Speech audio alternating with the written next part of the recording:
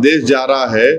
अब ऐसा लगता है कि आने वाले दिनों में बीजेपी का मेंबरशिप का कार्ड सिटीजनशिप का हो जाएगा, यही दिख रहा है। अब आप देखिए कि सेक्शन 6 सबसेक्शन 2 और सबसेक्शन ए पासपोर्ट एक्ट का पढ़ लीजिए। वो क्या कहता है कि पासपोर्ट उसी को दिया जाएगा या नहीं, उसको नहीं दिया जाएगा जो भारत का नागरिक नहीं है। अब बताइए क्या करें हम।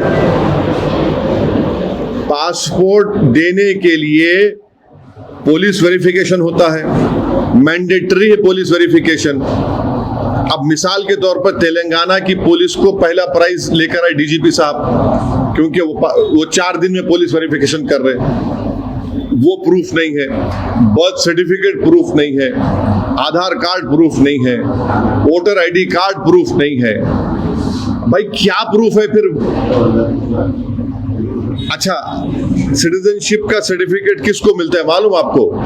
जिसको सिटीजनशिप मिलता है रजिस्ट्रेशन से और नेचुरलाइजेशन से।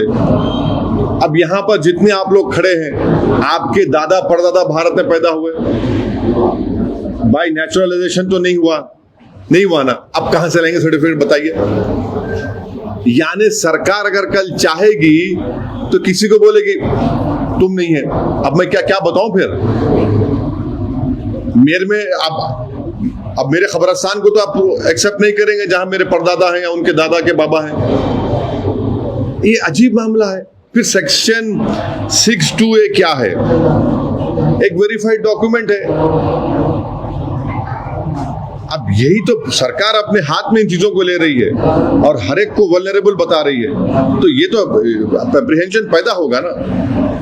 सर, जिस तरह से एसआईआर की प्रक्रिया चल रही है, आपको लगता है वेस्ट बंगाल जैसा हाल तेलंगाना का भी होगा? Bharatiya Janata party voting influence करने के लिए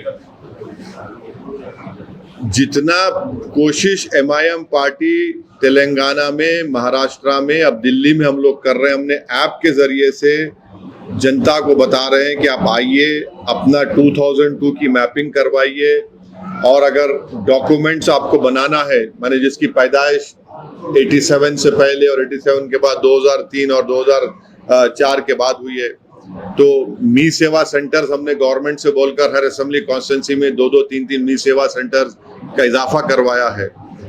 ये रियल एप्रीहेंशन है जो बंगाल में हुआ है कि नाम कई लोग अब आज जितने 25-27 लाख नाम जो बोलते हैं, जो आज भी ठहरे हुए हैं कि अब कौन सी जगह पर जाकर, ट्राइब्यूनल पर जाकर उनका नाम लिस्ट में आएगा।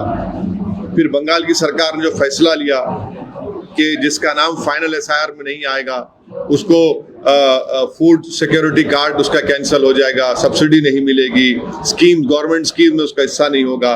सुप्रीम कोर्ट का जजमेंट है कि जिन लोगों का नाम एसआईआर के लिस्ट, फाइनल लिस्ट में नहीं आएगा, ईसीआई उनको उन नामों को कॉम्पिटेंट अथॉरिटी को फॉरवर्ड करे। ये सब जेन्युइन एप्रीहेंशंस है। Are you afraid कि सेम सिचुएशन